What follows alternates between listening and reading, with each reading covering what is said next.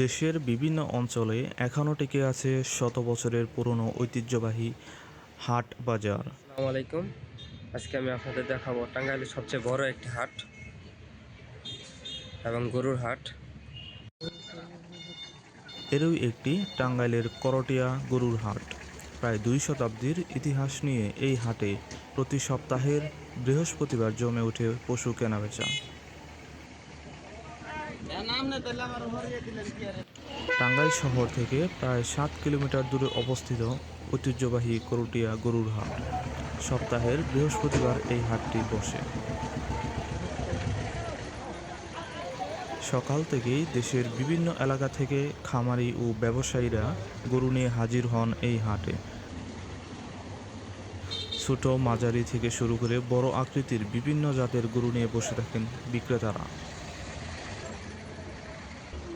ক্রেতারাও ঘুরে ঘুরে দেখেন গরু, দরদাম করেন বিক্রেতাদের সঙ্গে। পছন্দ হলেই কেবল ঠিক করেন কেনা হবে সেই গরু। হাটে ঢুকলেই চোখে পড়ে সারি সারি গরু আর মানুষের ভিড়। কোথাও গরুর ডাক, কোথাও আবার ক্রেতা বিক্রেতার দরদাম। সব মিলিয়েই তৈরি হয় এক ব্যস্ত পরিবেশ। এক খামারির মন্তব্য, আমরা নিয়মিত এই গরুর হাটে গরু নিয়ে আসি। এখানে অনেক ক্রেতা আসে, তাই ভালো দামে বিক্রি হওয়ার আশা থাকে।